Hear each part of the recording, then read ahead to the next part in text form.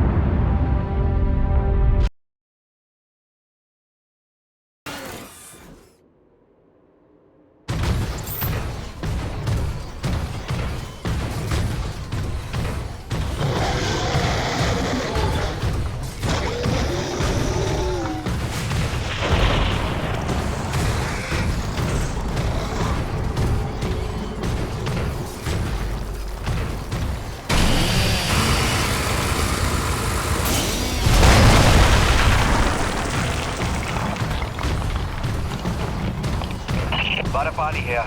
Jim, your remittance transfers have been set up as requested. 15% of your contract payments will be paid out to you in the form of T-Energy, since that has become the normal currency around the base. The rest of your earnings will be credited to the account on Earth you provided. Party out.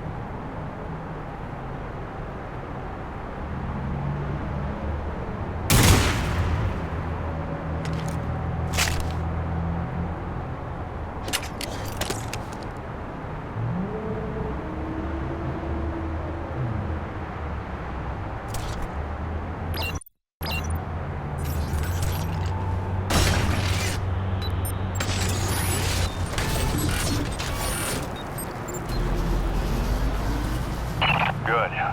It's your job to keep Coronas fueled by finding these thermal pockets on your own, planting T-posts, and maintaining them when they're full. Harvest them regularly and you'll be raking in the credits in no time. Got it, boss? I think this work is just my speed.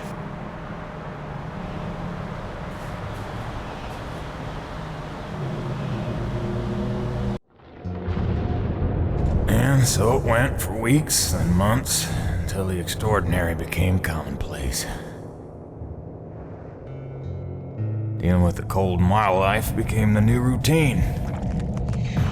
Intense and surreal, but routine. I kept my sanity and wits by not thinking too deeply about what I was seeing and doing. It got lonesome sometimes, out in the Badlands.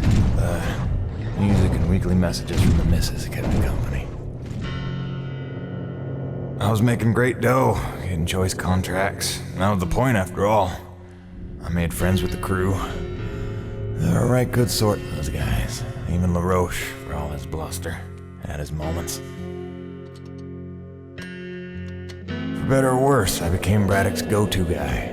It had its benefits. But sometimes being the one to get the call meant you ended up in some damn strange situations.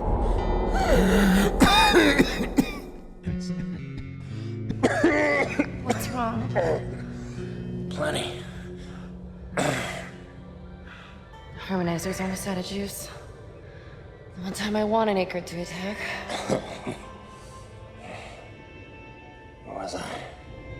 Something about getting the call. Yeah, right. Well, now you know how hard it is to communicate off-world. In those days, Nivek had a workaround. An antenna relay on the Highest peak in the area, so we can call home to Mama with minimal storm interference. It's our lifeline. 2 hours ago, we went offline, and we don't know why. We're effectively cut off from sending and receiving any off-world communications. Some acrid probably got his claws into it. So once again, you expect me to march out there and fight a horde of monsters in a rig without weapons, huh? Do you know how much of my income I waste on repairs? I want guns on my rig, a simple chain gun. My hands are tied. Nevik regulations. Yes, don't weaponize the construction vehicles, but I mean in this case... Nothing. I'm not gonna jeopardize my operation because of your nerve deficit. It's called hazard pay for a reason. Oh, please. Hey, boss. Just noticed ComSat's offline. Yeah. Mind if I hustle down to the relay station? Give her a gander? I was just talking to Mr. LaRoche about that very thing. Apparently he's got some concerns about making nice with the wildlife. Well, no, I don't want to just snake a man's contract. No. Take it. Get yourself killed. Not for at least double, I mean. Done. What? Be back by supper time. Quartermaster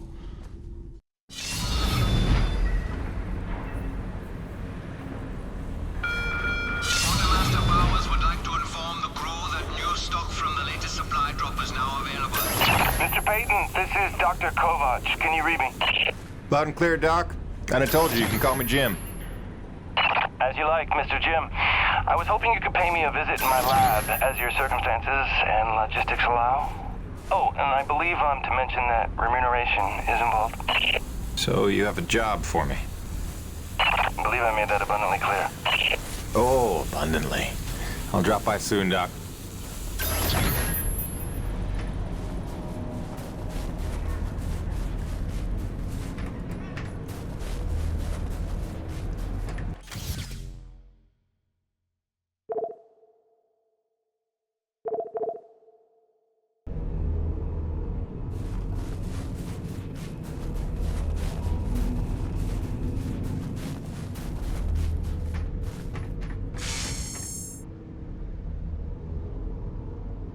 You looking for something specific?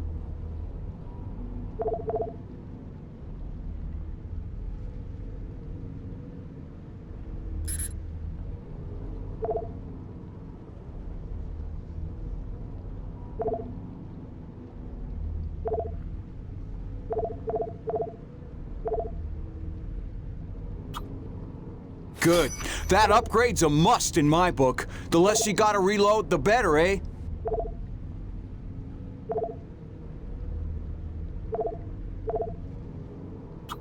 Gail got you rummaging around for scrap, huh?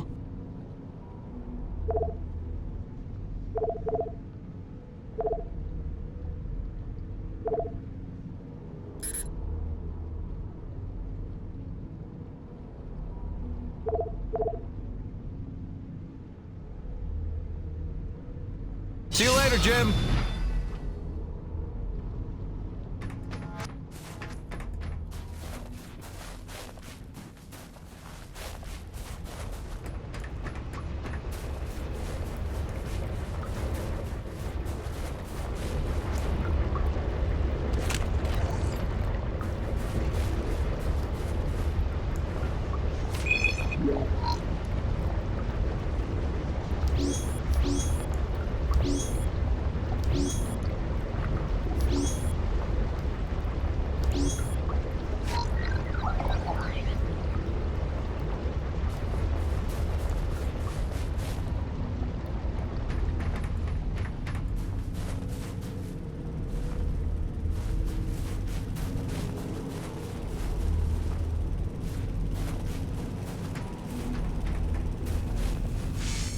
Busting out the welding goggles.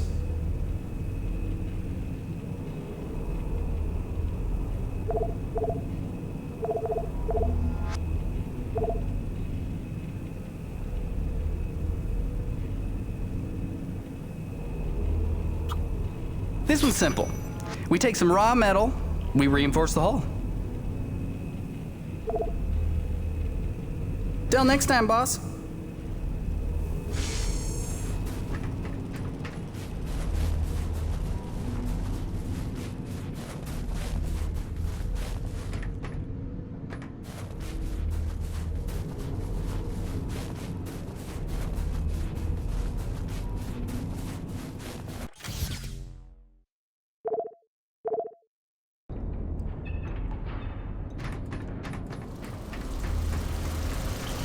Hey, Jim.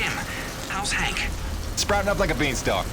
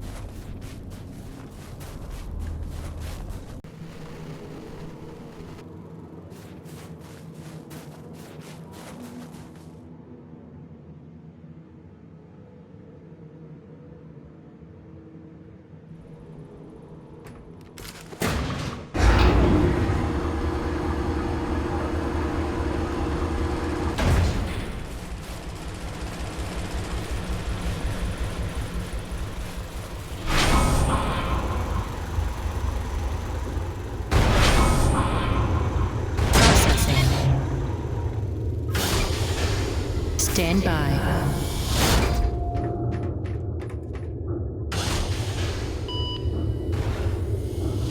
Dr. Kovac never settles for mediocrity when greatness would do. His naysayers simply envy his talents, I think. Like Dr. Roman. She could achieve as much as Dr. Kovac if only she wants so. What is the word I'm looking for? Ethical. Can you imagine?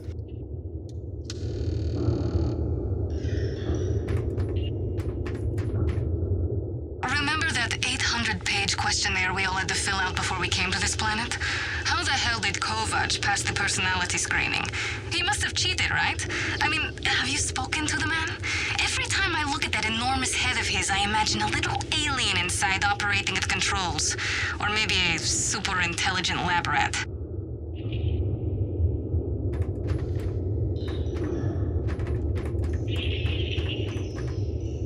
Dr. Roman and I certainly had our issues, but I do wonder how she's doing out there. Living off base out in the white like a mountain man is a bit of an overreaction if you ask me, but she was never one for half measures.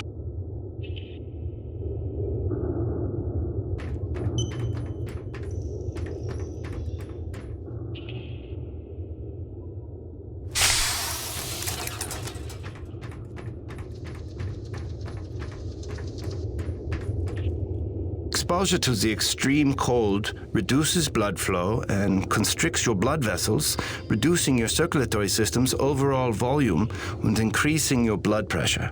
This causes your body to reduce fluid volume by getting rid of the excess water. So in other words... When you get cold, you want to pee. All right. Thanks for that. No problem.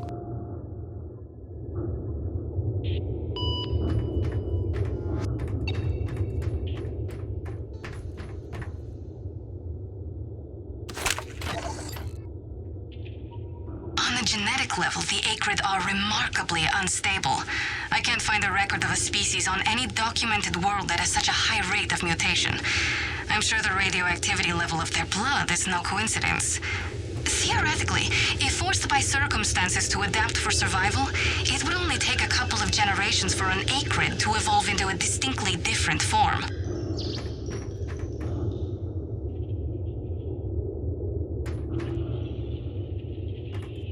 Ah, as you are undoubtedly aware, I've been tasked with rendering thermal energy a viable and cost-effective power source. Unfortunately, the T-energy from subterranean sources, while plentiful enough to run the Coronis installation, has a purity level entirely too weak for the audacious experiments we seek to conduct. So the stuff we drill out of the ground, not pure enough for science. If paraphrasing me is critical to your comprehension, then yes. Now listen, the acrid. There are wild variances in their impurity index. Some are promisingly pure, potentially pure enough for our purposes. I need a survey of local acrid, samples of their T-energy in the hopes that we can find one with a pure enough composition. So you want me to kill acrid, basically? Yes. I'm hoping to take advantage of your noteworthy efficiency as a killing machine. So, let us begin with the Sapaya, those wretched things that so bedeviled our arrival. If you could kill 20 or so and collect their T-energy samples, I should be able to extrapolate a purity index through vertical analysis of the... Kill 20 acrid, bring you this bill. That's the gig? All over it. Thanks, Doc. Let me update your map with the best place to look for them based on recent sightings and migration patterns. And if you'd kindly hold still, I'd like to equip a sniffer attachment to your suit's tank. It'll automatically gather samples of T-energy particulates in the air after you've made a kill, so you can just focus on the killing.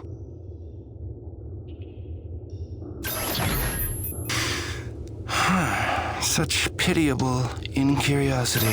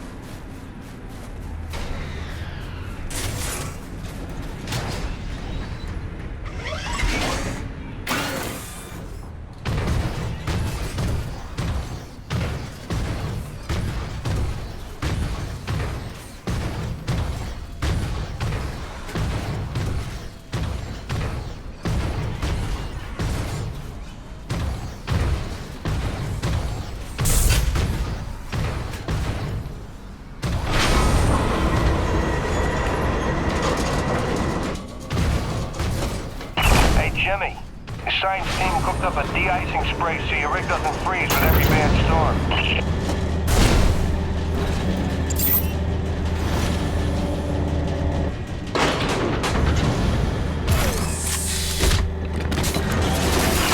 Alrighty, commencing anti-icing procedures.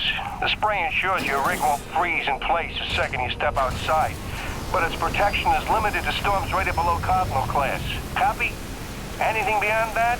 No guarantees.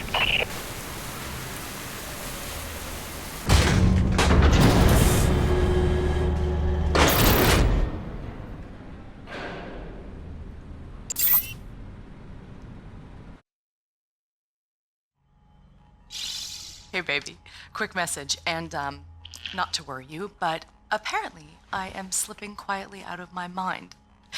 Today, I spent the better part of 20 minutes looking for a hat that I was wearing. This week, I found my keys in the door, on the outside, of course, my slippers in the shower, and my toothbrush in the refrigerator. Because you know how important dental hygiene is to produce. Seriously, what is happening? Unless the little man is telekinetic and evil, moving objects around with his mind just in order to drive me crazy, then your wife has become mentally unbalanced. So, that's good news, right? Yeah. I got things totally under control. I don't know. Kisses.